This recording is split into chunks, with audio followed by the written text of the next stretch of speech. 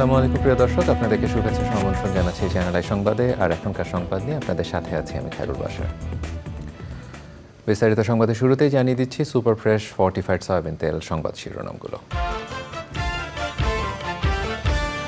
জাতিসংঘ মিশন সহ কূটনীতিকদের পাশে থাকতে প্রধান উপদেষ্টা আহ্বান। আন্দোলন দমনে নির্বিচারে গুলি চালানো হয়েছে মন্তব্য। আগের শিক্ষাক্রমে ধাপে ধাপে ফিরে যাওয়ার ঘোষণা। মূল্যায়ন পদ্ধতির ভিত্তিতে নতুন শিক্ষাক্রম বাস্তবায়নযোগ্য নয় বললেন শিক্ষা উপদেষ্টা। আবু সাইদ হত্যায় সাবেক আইজিপি সহ 17 জনের নামে মামলা। আবদুল্লাহ তাহের হত্যা মামলায় শেখ হাসিনা সহ 40 আসামি। খালেদা জিয়া চিকিৎসার জন্য শীঘ্রই বিদেশ যাবেন বললেন ব্যক্তিগত চিকিৎসক। আন্দোলনে আহতদের চিকিৎসা সহযোগিতা করার পরামর্শ। এবং মাঙ্কি পক্স শনাক্তে বিমানবন্দরগুলোতে সতর্কতা জারি। আক্রান্তদের আইসোলেশন ও চিকিৎসায় ঢাকা, চট্টগ্রামে 3 হাসপাতাল প্রস্তুত।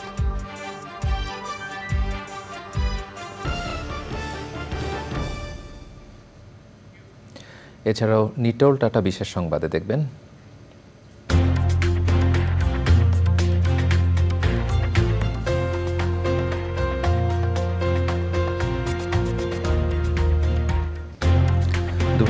সালে 4টি সুপারমুন দেখার সুযোগ পাওয়ার খবর।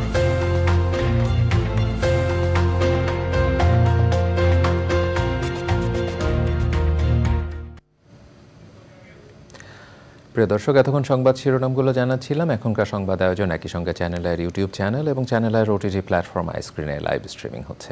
এবারে নিয়ে যাচ্ছি বিস্তারিত আয়োজনে। সরকার পরিচালনায় ঢাকায় নিযুক্ত সকল দেশের কূটনীতিকদের সমর্থন চেয়েছেন অন্তর্বর্তীকালীন সরকারের প্রধান উপদেষ্টা অধ্যাপক মোহাম্মদ ইউনূস। বিভিন্ন দেশের কূটনীতিকদের বাংলাদেশের বর্তমান অবস্থা সম্পর্কে অবহিতকরণ অনুষ্ঠানে প্রধান উপদেষ্টা বলেন, আইন শৃঙ্খলার উন্নতি করে খুব দ্রুত অবাধ সুষ্ঠু নির্বাচন দেয়া অন্তর্বর্তীকালীন সরকারের প্রধান কাজ। চকর মালিথার রিপোর্ট। ঢাকায় নিযুক্ত 50টিরও বেশি দেশের কূটনীতিক এবং জাতিসংঘ সহ বিভিন্ন আন্তর্জাতিক সংস্থার প্রতিনিধিদের অন্তর্বর্তীকালীন সরকারের প্রধান উপদেষ্টার দেশের বর্তমান অবস্থা সম্পর্কে অবহিতকরণ অনুষ্ঠান। রাজধানীর একটি হোটেলে অনুষ্ঠানের প্রধান উপদেষ্টা অধ্যাপক মোহাম্মদ ইউনূস তার বক্তৃতার শুরুতেই কূটনীতিকদের সহযোগিতা চান।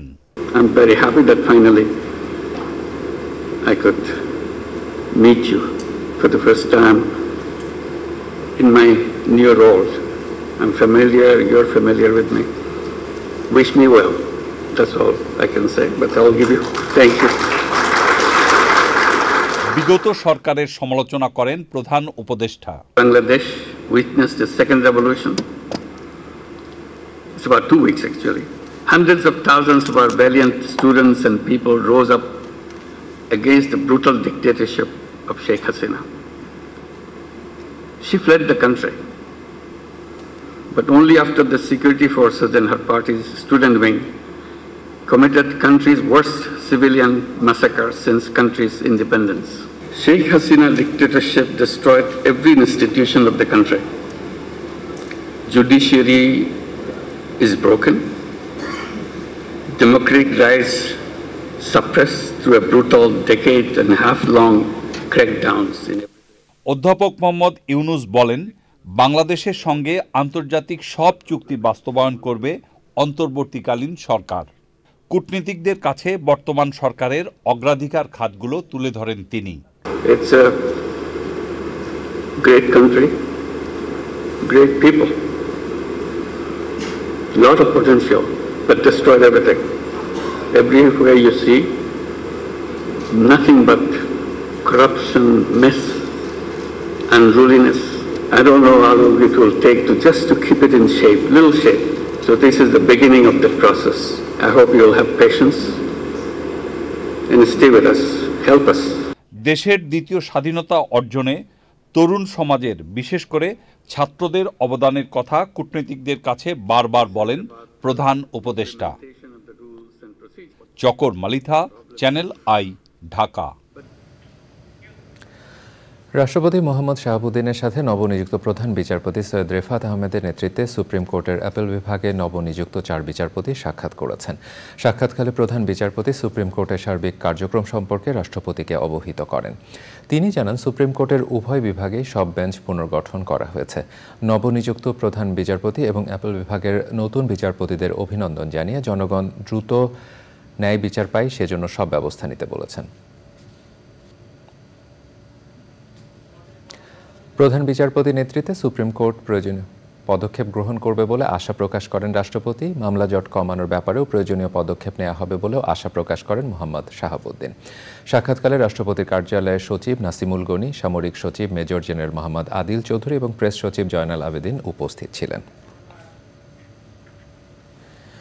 অন্তর্বর্তী সরকারের শিক্ষা ও পরিকল্পনা উপদেষ্টা অর্থনীতিবিদ ওয়াহিদ উদ্দিন মাহমুদ বলেছেন, যত দূর পারা যায় আগের শিক্ষাক্রমে ধাপে ধাপে ফিরে যাওয়া হবে, তবে এমনভাবে এটি করা হবে যাতে শিক্ষার্থীদের কোনো অস্বস্তিতে পড়তে না হয়। এজন্য শিক্ষা পদ্ধতি পরিমার্জনও করা হবে। উপদেষ্টা হিসেবে দায়িত্ব নেয়ার পর সচিবালয়ে শিক্ষা মন্ত্রণালয়ের প্রথম অফিস করেন ওয়াহিদ উদ্দিন মাহমুদ। শিক্ষা উপদেষ্টা বলেন, মূল্যায়ন পদ্ধতির ভিত্তিতে নতুন শিক্ষাক্রম বাস্তবায়নযোগ্য নয়।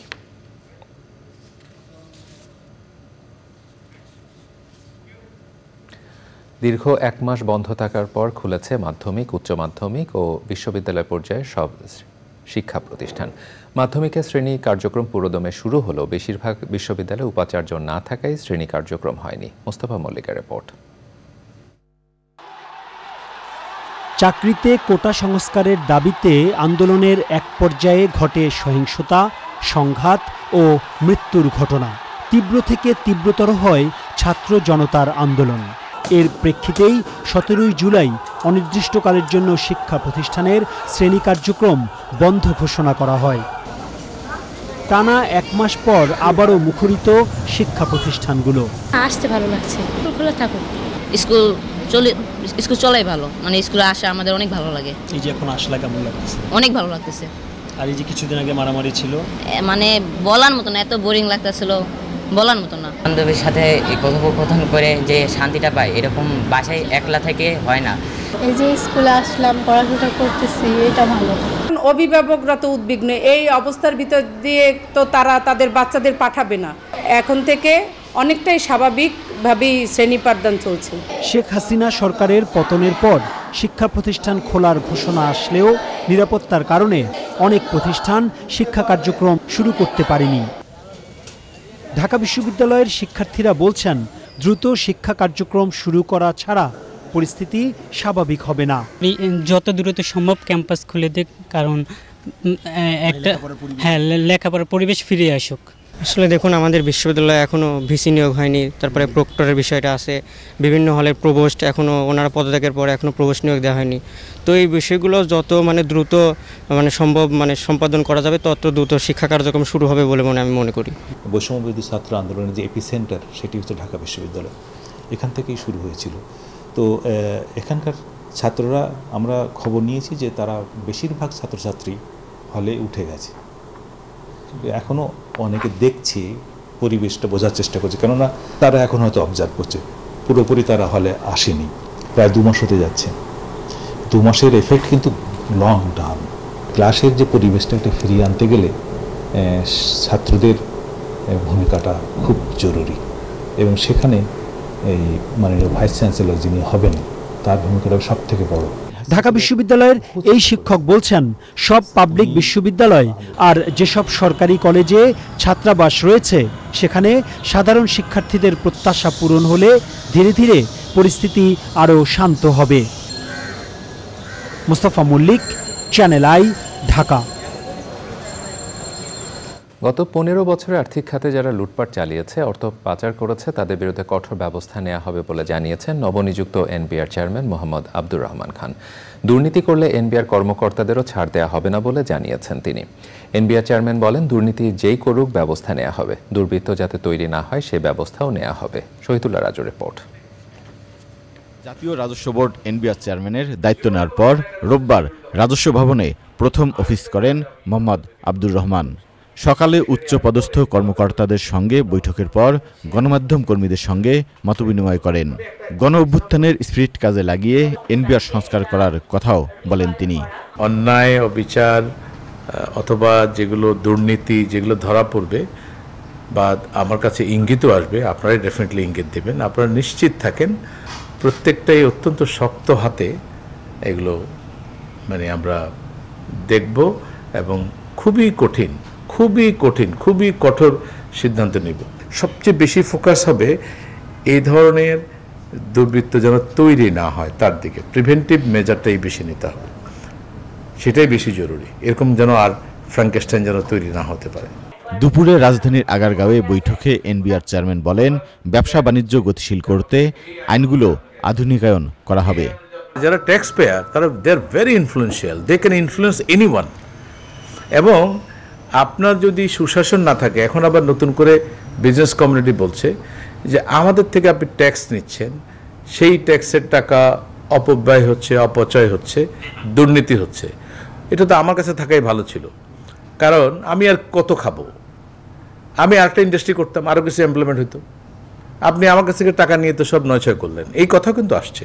তার মানে হলো গভর্নেন্স যদি ঠিক না হয়, আমার স্পেন্ডিং প্যাটার্ন যদি ঠিক না হয়, আমি যদি ভ্যালু ফর মানি যদি এনশিওর করতে না পারি, তাহলে কিন্তু আমাদের এই প্রশ্নগুলোর মানে মধ্যে আসতেই হবে। রাজস্ব আদায় করতে গিয়ে ব্যবসার যেন ক্ষতি না হয় সেদিকে সতর্ক থাকতে কর্মকর্তাদের নির্দেশ দেন NBR chairman. Shahidullah Raju, Channel I, Dhaka. কোটা সংস্কার আন্দোলনে পুলিশের গুলিতে আবু সাইদ নিহতের ঘটনায় সাবেক আইজিপি সহ 7 পুলিশ কর্মকর্তা, বিশ্ববিদ্যালয়ের শিক্ষক কর্মকর্তা, বিশ্ববিদ্যালয় ছাত্রলীগ নেতা সহ 17 জনের নাম উল্লেখ সহ অজ্ঞাত 30 থেকে 35 জনকে আসামি করে মামলা হয়েছে। এছাড়া গত 19 জুলাই পুলিশের গুলিতে নিহত শিক্ষার্থী আবদুল্লাহ আল তাহেরের মৃত্যুর ঘটনায় সাবেক প্রধানমন্ত্রী শেখ হাসিনা, সাবেক মন্ত্রী ওবায়দুল কাদের সহ পুলিশ কর্মকর্তা, আওয়ামী লীগ নেতা সহ 40 জনকে আসামি করা হয়েছে। একই দিনে পুলিশের গুলিতে ফল ব্যবসায়ী মেরাজুল ইসলামের মৃত্যুর ঘটনায় মামলা হয়েছে 21 জনের বিরুদ্ধে। এহসানুল হক সুমনের ভিডিও চিত্রে মেরিনা লাভলের রিপোর্ট। কোটা সংস্কার আন্দোলনে পুলিশের গুলিতে রংপুর বেগম রোকেয়া বিশ্ববিদ্যালয়ের শিক্ষার্থী আবু সাইদ নিহতের ঘটনায় 1 মাস পর রোববার মেট্রোপলিটন ম্যাজিস্ট্রেট আদালতে হত্যা মামলা দায়ের করা হয়েছে। আবু সাইদের বড় ভাই রমজান আলী বাদী হয়ে মামলা দায়ের করেন। মামলাটি এজাহার হিসেবে গ্রহণ করতে তাজহাট থানাকে নির্দেশ দিয়েছেন আদালত। আমি আমার চাওয়া এই মামলা অতি দ্রুত তদন্তর মাধ্যমে খুনিদের আমি ফাঁসি চাই। পরিবার এবং সমন্বয়করা যে আসামিদের যে তালিকা দিয়েছেন তথ্য প্রমাণের ভিত্তিতে তাদেরকে এখানে অভিযুক্ত করে আমরা একটা মামলা রুজু করি। গত 19 জুলাই নগরীর সিটি বাজারের সামনে পুলিশের গুলিতে শিক্ষার্থী আবদুল্লাহ আল তাহেরের মৃত্যুর ঘটনায় তার বাবা আব্দুর রহমান বাদী হয়ে সাবেক প্রধানমন্ত্রী শেখ হাসিনা ও সাবেক মন্ত্রী, পুলিশ কর্মকর্তা, আওয়ামী লীগ নেতাদের আসামি করে কোতোয়ালি মেট্রো থানার কগনিজেন্স আদালতে মামলা দায়ের করেন। একই স্থানে পুলিশের গুলিতে ব্যবসায়ী মেরাজুল ইসলামের নিহতের ঘটনায় তার মা সাফিয়া খাতুন বাদী হয়ে পুলিশ কর্মকর্তা, আওয়ামী লীগ নেতাদের বিরুদ্ধে চিফ মেট্রোপলিটন ম্যাজিস্ট্রেট আদালতে মামলা দায়ের করেছেন। 40 জনকে আসামি করে মামলা করা হয়েছে। এই মামলার 1 নম্বর আসামি শেখ হাসিনা, 2 নম্বর আসামি মোহাম্মদ ওবায়দুল কাদের, আসাদুজ্জামান খান কামাল, মোহাম্মদ আনিসুল হক, হাসান মাহমুদ, জাহাঙ্গীর কবির নানক, আব্দুল বাতেন, মোহাম্মদ মনিরুজ্জামান পুলিশ কমিশনার, উত্তম কুমার পাল অতিরিক্ত পুলিশ কমিশনার, উৎপল কুমার রায় এডিসি ক্রাইম রংপুর মহানগর সহ যারা এখানে পুলিশের দায়িত্বে যারা নিয়োজিত ছিলেন। মেরাজুল ইসলাম ইনি একজন ফল বিক্রেতা, ভ্যানে করে ফল বিক্রি করত রংপুর সিটি কর্পোরেশন মার্কেটের সামনে। এনার মা বাদী হয়ে আজকে বিজ্ঞ চিফ মেট্রোপলিটন ম্যাজিস্ট্রেট আদালত কোতোয়ালিতে নালিশ দরখাস্ত আনয়ন করে 21 জন আসামির বিরুদ্ধে। এখানে 1 নম্বর আসামি উৎপল কুমার পাল সহ 6 জন পুলিশ কর্মকর্তা এবং 21 জনের মধ্যে বাকিরা সবাই আওয়ামী লীগের নেতৃস্থানীয় নেতাকর্মী। আদালতে ন্যায় বিচারের দাবি জানিয়েছেন ভুক্তভোগী পরিবারের সদস্য ও আইনজীবীরা। রংপুর থেকে Marina lovely, channel I. BNP chairperson Begum Khaleda Zia চিকিৎসার জন্য শীঘ্রই বিদেশে যাবেন। তার ব্যক্তিগত চিকিৎসক ও বিএনপির স্থায়ী কমিটির সদস্য ডাক্তার AZM জাহিদ হোসেন জানিয়েছেন, বিদেশে গেলেও কোন দেশে বা কোন হাসপাতালে তিনি চিকিৎসা করাবেন তা এখনও নিশ্চিত হয়নি। কোটা সংস্কার আন্দোলনে আহতদের দেখতে জাতীয় চক্ষু বিজ্ঞান হাসপাতালে গিয়ে ডাক্তার জাহিদ বলেন, খালেদা জিয়ার নির্দেশে আহতদের চিকিৎসার সব ধরনের সহযোগিতা করা হবে। রাহুল রায়ের রিপোর্ট। বিভিন্ন জায়গায় ধর্মীয় উপাসনালয় পরিদর্শনের পাশাপাশি কোটা সংস্কার আন্দোলনে আহতদের খোঁজ খবর নিতে হাসপাতালগুলোতেও যাচ্ছেন বিএনপি নেতারা। রাজধানীর আগারগাঁওয়ে জাতীয় চক্ষু বিজ্ঞান হাসপাতালে আহতদের দেখতে যান সম্প্রতি বিএনপির স্থায়ী কমিটির সদস্য হওয়া ডাক্তার AZM জাহিদ হোসেন। চিকিৎসার ব্যাপারে সরকার যেটি করবে, এর বাইরেও বাংলাদেশ জাতীয়তাবাদী দল তার নিজস্ব উদ্যোগে আমাদের দলের চেয়ারম্যান, ভারপ্রাপ্ত চেয়ারম্যান জনাব তারেক রহমান, ওনার সুনির্দিষ্ট নির্দেশনায় বেগম খালেদা জিয়া উনি অসুস্থ, তারপরে আমি আজকে আসার সময় ওনাকে বললাম, যখন উনি বলল যে যাও এবং চিকিৎসার ব্যাপারে আমাদের যা যা করণীয় আমাদের সামর্থ্য অনুযায়ী আমাদের দল সে অনুযায়ী তাদেরকে সহযোগিতা করবে। সাবেক প্রধানমন্ত্রী বেগম খালেদা জিয়ার ব্যক্তিগত চিকিৎসকও তিনি।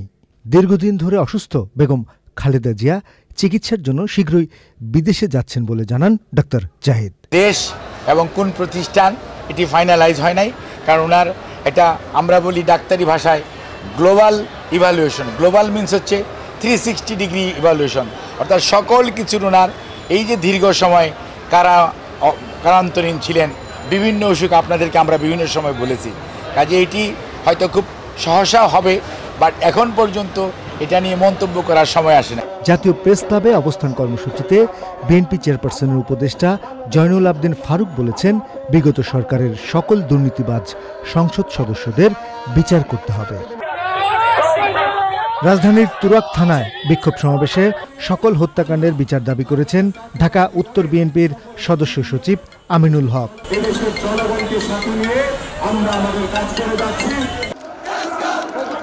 সকল হত্যাকাণ্ডের বিচার দাবিতে বিক্ষোভ সমাবেশ হয়েছে তেজগাঁওয়ের খেলাঘর মাঠেও। মূল বক্তব্য রাখেন বিএনপির নির্বাহী কমিটির সদস্য তাবিত আওয়াল ও সাইফুল আলম নীরব। বাংলাদেশে জনগণকে রক্ষা করার দায়িত্ব বিএনপির। রাহুল রায়, চ্যানেল আই, ঢাকা। কোনো ধর্মীয় পরিচয়ে স্বৈরাচারের দোসররা যেন ফিরে আসতে না পারে এ ব্যাপারে সজাগ থাকার আহ্বান জানিয়েছেন বিএনপির স্থায়ী কমিটির সদস্য আমির খসরু মাহমুদ চৌধুরী। চট্টগ্রামে ইস্কন মন্দির পরিদর্শনে গিয়ে এক মতবিনিময়ে আমির খসরু আরও বলেন, সব ধর্মের মানুষের নিরাপত্তা নিশ্চিতে দলীয় নেতাকর্মীদের নির্দেশ দেওয়া হয়েছে। মতবিনিময়ে কেন্দ্রীয় নেতা মাহবুবের রহমান শামীম, মহানগর বিএনপির আহ্বায়ক এরশাদুল্লাহ, সাবেক সভাপতি ডাক্তার শাহাদাত হোসেন, দক্ষিণ জেলা বিএনপির আহ্বায়ক আবু সুফিয়ান, আবুল হাশেম বক্কর উপস্থিত ছিলেন।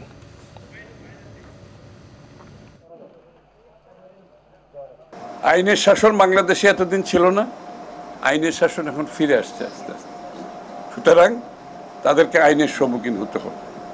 আমি আপনাদেরকে অনুরোধ করছি যে আপনারা বাংলাদেশি হিসেবে বসবাস করবেন, কোনো ধরনের রাজনীতির অনুপ্রবেশ আপনাদের মধ্যে করে আপনাদের কথা বলে আরেক ধরনের পরিচয়পত্রে আইডেন্টিটি পলিটিক্স করে আপনাদের ক্ষতি যাতে তারা করতে না পারে। পক্ষ থেকে আমি আবারও বলতে চাই, বাংলাদেশি চিন্তা চেতনা যে রাজনীতি, অন্তর্ভুক্তিমূলক রাজনীতি, এই চেতনা থেকে আমরা এতটুকু সরে দাঁড়াবো না। মাঙ্কিপক্স শনাক্ত বিমানবন্দরগুলোতে সতর্কতা জারি করা হয়েছে। এমপক্স আক্রান্ত দেশ ভ্রমণকারীদের শরীরে জ্বর, ফুসফুস সহ রোগ লক্ষণ ও উপসর্গ নিরূপণে 21 দিন পর্যন্ত পর্যবেক্ষণ করবে সরকারের রোগতত্ত্ব, রোগ নিয়ন্ত্রণ ও গবেষণা প্রতিষ্ঠান IEDCR। আক্রান্তদের আইসোলেশন ও চিকিৎসায় ঢাকা এবং চট্টগ্রামে 3টি হাসপাতাল প্রস্তুত রাখা হয়েছে। জান্নাতুল বাকিয়া কেকার রিপোর্ট। মধ্য ও পশ্চিম আফ্রিকার কয়েকটি দেশে মাঙ্কি পক্সে আক্রান্ত হয়ে চলতি বছর শুরু থেকে জুলাই মাসের শেষ পর্যন্ত 14,000-এর বেশি মানুষ সংক্রমিত হয়েছে, মারা গেছে প্রায় 450।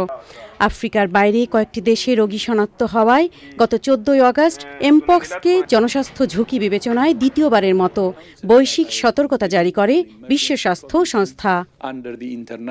প্রথম দফায় 2022 সালে আফ্রিকার দেশগুলোতে এমপক্স ছড়িয়ে পড়ে। সেই সময় বিশ্ব স্বাস্থ্য সংস্থা বৈশ্বিক সতর্কতা জারির পর সতর্কতামূলক ব্যবস্থা নিয়েছিল বাংলাদেশ। সেই অভিজ্ঞতার আলোকে এবার বিমানবন্দরে সতর্কতা ও আক্রান্ত শনাক্তে নজরদারি বাড়ানোর সিদ্ধান্ত হয়েছে। এয়ারপোর্টের প্রস্তুতির ব্যাপারে আলোচনা হয়েছে এবং আমাদের একটা হেলথ কার্ডও আছে, যেটা অন অ্যারাইভাল প্যাসেঞ্জারদেরকে আমরা ওই হেলথ কার্ডটা তাদেরকে দিব। বিশেষজ্ঞরা বলছেন, এমপক্সে আক্রান্ত হলে জ্বর, শরীর ব্যথা ও পরে চিকেন পক্সের মতো ফুসকুড়ি হতে পারে। রোগী শনাক্ত হলে আইসোলেশন ও চিকিৎসার জন্য ঢাকার কুর্মিটোলা জেনারেল হাসপাতাল ও সংক্রমণ ব্যাধি হাসপাতাল প্রস্তুত রাখা হয়েছে। এই লক্ষণগুলো যদি থাকে এবং সেই সাথে তার যদি কোনো ট্রাভেল হিস্ট্রি থাকে, ওনাদের যদি এই ধরনের সিমটম থাকে এবং অথবা 21 দিনের মধ্যে যদি এই সিমটমগুলো ডেভেলপ করে, ডেফিনেটলি ওনাদেরকে কোনো হসপিটালে নিয়ে যাওয়া। জনস্বাস্থ্যবিদরা বলছেন চিকেন পক্সের সাথে এমপক্সের রোগ লক্ষণে মিল থাকলেও এমপক্সের সংক্রমণ প্রাণঘাতী। গত 2022 সালে হয়েছে, তখন এটা দেখা গিয়েছিল যে বিশেষ ধরনের যৌন সংসর্গ এটা হয়, কিন্তু এখন যেটা সেটা কিন্তু এটার মধ্যে সীমাবদ্ধ নয়, তাহলে বাচ্চারা আক্রান্ত হতো না। আফ্রিকার দেশগুলোতে প্রাপ্তবয়স্করা ছাড়াও শিশুরাও আক্রান্ত হচ্ছে, আর চিকিৎসা সহজলভ্য না হওয়া ও অপুষ্টির মতো সমস্যায় মৃত্যু বাড়ছে বলে মনে করেন জনস্বাস্থ্যবিদরা। জান্নাতুল বাকিয়া কেকা, চ্যানেল আই, ঢাকা। ছাত্র জনতার গণ অভ্যুত্থানে আওয়ামী লীগ সরকারের পতনের পর থেকে ব্যবসা বাণিজ্য ও পরিবহন খাতে চাঁদাবাজি বন্ধ হয়েছে বলে জানিয়েছেন সংশ্লিষ্টরা। বর্তমান অন্তর্বর্তী সরকারের কাছে নতুন বাংলাদেশ গড়ার দাবি জানান নগরবাসী। তবে আগের সরকারের আমলে দলীয় কার্যালয়গুলো অন্য রাজনৈতিক দখলে চলে গেছে। শাকির আদানের রিপোর্ট। ব্যবসা প্রতিষ্ঠান, পরিবহন সহ বিভিন্ন খাতে চাঁদাবাজি গত সরকারের আমলে ছিল নিত্য নৈমিত্তিক ব্যাপার। গত 5ই আগস্ট সরকার পতনের পর থেকে অবস্থার পরিবর্তন হয়েছে। সংশ্লিষ্টরা বলছেন ব্যবসা প্রতিষ্ঠান সহ কাঁচা বাজারে এখন আর চাঁদা দিতে হয় না। ওনার কোনো চাঁদা নাই, ছাত্ররা দৈনিক সকালবেলায় আজিগা ভাই তুই চাঁদার লেগে আইসে খালি ধরে রাখবেন। পুলিশরাও দিতে হয়, হেদেরকেও দিতে হয়। এখন কেমন? এখন ইনশাআল্লাহ এখন কোনো চাঁদা বান্ধা দেয়, এখন ভালো আছি। তো মানে আমরা ইনশাআল্লাহ এই যে অবস্থায় আছি ভালো আছি, আমাদের কাছে কেউ আসে না। কৌশলে টাকা পয়সা 20 টাকা 50 টাকা 500 টাকা এই ক্ষেত্রে দেন ওই ক্ষেত্রে দেন, এখন ওগুলো আমাদের লাগে না।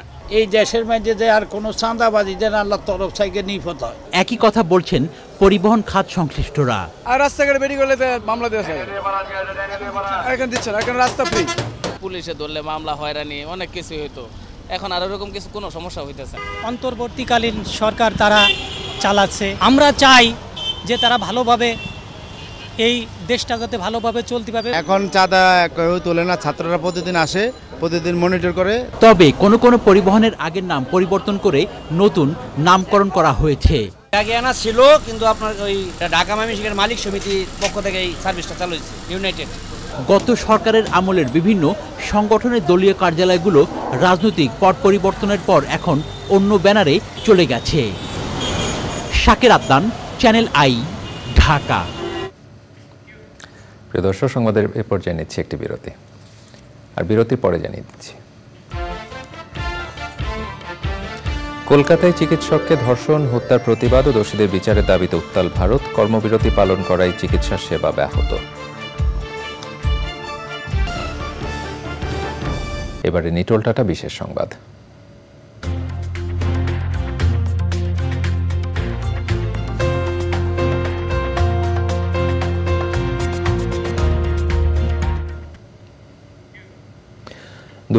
সালে 4টি সুপারমুন দেখার সুযোগ পাবে বিশ্ববাসী। এর মধ্যে সামনের মঙ্গলবার সন্ধ্যার দিকে দেখা যাবে এবছরের প্রথম সুপারমুন। আকাশে দেখা যাবে বড় ও উজ্জ্বল সুপারমুন। বিশেষ করে চাঁদ যখন পৃথিবীর সবচেয়ে কাছাকাছি এসে উপস্থিত হয় তখন তাকে সুপারমুন বলা হয়, যা দেখতে বড় ও চমকপ্রদ হয়ে থাকে। বছরের প্রথম সুপারমুন পৃথিবী থেকে 2,24,917 মাইল দূরে থাকবে।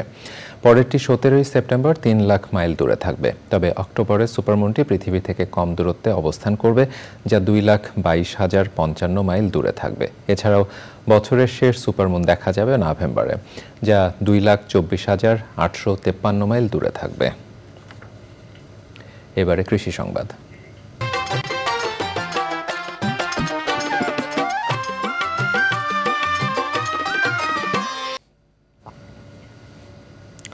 বিদেশ থেকে আমদানি নির্ভর চিংড়ি পোনার খাদ্য আর্টেমিয়া চেস্ট ও বায়োমাস চাষে লাভ হওয়ায় কক্সবাজারের চাষিদের আগ্রহ বেড়েছে। আগামীতে এই পদ্ধতিতে উপকূলীয় এলাকায় মৎস্য চাষে বড় ভূমিকা রাখবে বলে আশা করছেন সংশ্লিষ্টরা।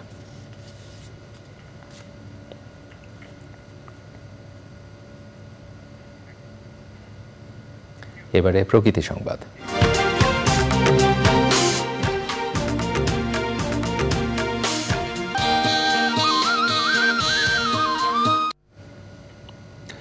কক্সবাজারে পেকুয়া উপজেলায় পাহাড় ধসে মা ও 2 শিশু কন্যার মৃত্যু হয়েছে। রোববার ভোরে পেকুয়া উপজেলার শিলখালী ইউনিয়নে 6 নম্বর ওয়ার্ডের জারুল বুনিয়া সেগুন বাগিচা এলাকায় পাহাড় ধসের ঘটনা ঘটে। নিহতরা হলেন প্রবাসী মোহাম্মদ সরোয়ার আলমের স্ত্রী মমতাজ বেগম ও তার 2 শিশু কন্যা ময়না ও তোহা। পেকুয়া উপজেলা নির্বাহী কর্মকর্তা জানান, রাতভর বৃষ্টিতে পাহাড় ধসের কারণে একটি ঘর মাটিতে চাপা পড়ে। সেখানে একই পরিবারের নারী ও 2 শিশুর মৃত্যু হয়। এবারে পূবালী ব্যাংক বাণিজ্য সংবাদ।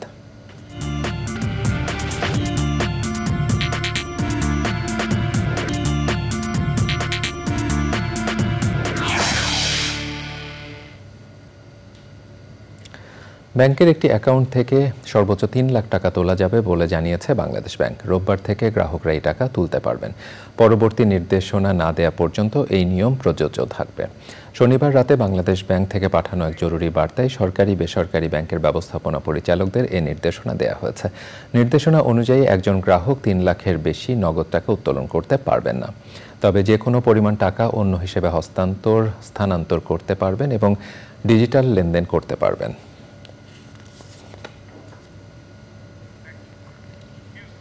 প্রিয় দর্শক, সংবাদের এই পর্যায়ে আবারও নিচ্ছে একটি বিরতি। আর বিরতির পরে দেখবেন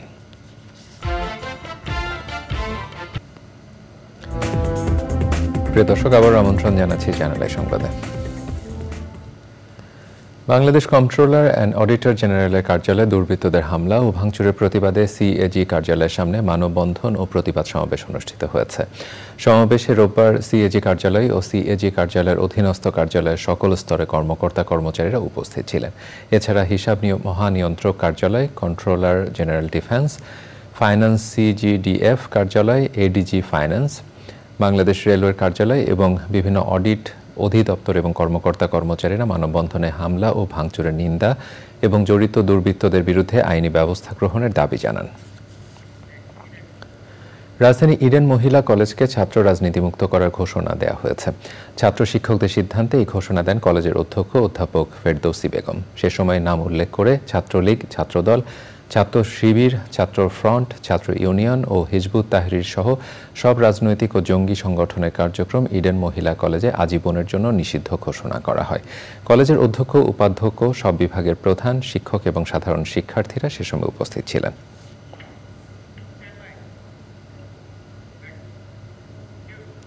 এবারে খেলার খবর।